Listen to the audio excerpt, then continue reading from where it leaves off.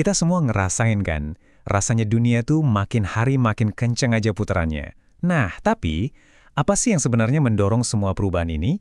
Dan yang lebih penting, gimana caranya kita bisa tetap berdiri tegak di tengah-tengahnya? Yuk kita bedah bareng-bareng di sini. Pernah nggak sih ngerasa kayak baru kemarin belajar satu aplikasi, besoknya udah muncul tiga yang baru? Atau pas lagi lihat berita, tiba-tiba dunia rasanya berubah dalam sekejap. Kalau iya, tenang, kamu nggak sendirian kok. Rasanya tuh ya, kayak kita semua lagi lari di atas treadmill yang kecepatannya ditambahin terus, ya kan? Perasaan kayak gitu tuh wajar banget. Soalnya ya, perubahan itu emang bagian dari hidup yang nggak bisa kita hindari. Daripada kita lawan terus-terusan, gimana kalau kita coba pahami aja? Nah, buat itu, coba deh kita mundur sedikit. Lihat dari gambaran yang lebih besar, dari atas gitu. Kita lihat kekuatan-kekuatan raksasa yang sebenarnya lagi ngebentuk dunia kita. Oke, kita masuk bagian pertama ya, perubahan skala besar.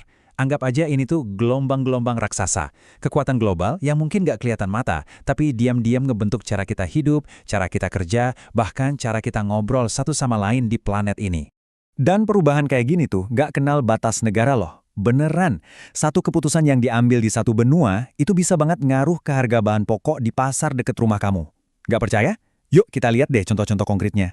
Coba deh kita lihat daftarnya. Ada perubahan iklim, ini yang bikin cuaca jadi makin ekstrim kan? Terus revolusi digital. Wah ini nih yang bikin banyak kerjaan lama hilang, tapi juga munculin kerjaan baru yang dulu nggak pernah kita bayangin. Belum lagi kita ngomongin gesernya kekuatan ekonomi dunia, atau transisi ke energi bersih. Ini semua tuh arus super gede yang lagi ngebentuk dunia kita sekarang. Nah, tren-tren global tadi itu nggak berhenti di situ aja. Mereka turun ke level negara kita. Contohnya gini, tuntutan energi bersih di seluruh dunia itu akhirnya ngedorong pemerintah buat ngubah kebijakan energi nasional. Atau tekanan ekonomi global itu bisa bikin kebijakan pajak berubah, atau bahkan kurikulum sekolah dirombak total biar lulusannya siap buat kerjaan masa depan. Nah, inilah caranya perubahan-perubahan raksasa itu akhirnya nyampe dan kita rasain di kehidupan sehari-hari. Tapi coba kita jujur-jujuran deh. Mau segede apapun isu global di luar sana, perubahan yang paling kena di hati, yang paling kita rasain, ya yang terjadi persis di depan mata kita, di lingkungan sekitar kita. Oke, sekarang ayo kita zoom in. Kita deketin kameranya ke jalanan dekat rumah kamu, ke lingkungan kamu. Nah, disinilah dampak perubahan itu terasa paling nyata, paling personal. Mungkin warung langganan dekat rumah tiba-tiba diganti sama minimarket baru. Atau ada proyek jalan tol baru yang ngebelah komplek perumahan, jadi rute kita sehari-hari jadi beda total. Bisa juga kan, sekolah anak atau adik kita dekat rumah, tiba-tiba mulai pakai teknologi baru buat belajar. Nah, ini dia nih, perubahan-perubahan lokal yang kita hadapi tiap hari. Jadi, udah jelas ya, perubahan tuh ngepung kita dari semua arah, dari global, nasional, sampai ke depan pintu rumah. Pertanyaan besarnya sekarang, kita mau pasrah aja ke bawah ombak, atau kita mau belajar cara berselancar di atas ombak itu? Nah, ini dia nih bagian paling pentingnya. Kita mungkin emang nggak bisa ngontrol badainya, tapi kita bisa banget ngatur layar kapal kita sendiri. Ini bukan soal pasrah loh ya, ini soal sikap, semacam toolkit mental buat kita bisa tetap maju di tengah semua yang nggak pasti ini.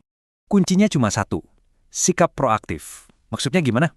Ini adalah soal geser mindset. Dari yang tadinya cuma bereaksi, kaget, panik, marah, jadi arsitek dari respons kita sendiri. Jadi bukan pasif, tapi aktif. Kita lihat situasinya, kita nilai baik buruknya, terus kita bertindak. Nah, di sini ada langkah-langkah praktisnya. Coba kita lihat bareng. Pertama, terima dulu perubahannya dengan positif. Buka pikiran. Kedua, evaluasi situasinya dengan jernih. Jangan panik, lihat dulu apa adanya. Ketiga, baru deh bikin rencana aksi. Mau ngapain nih kita?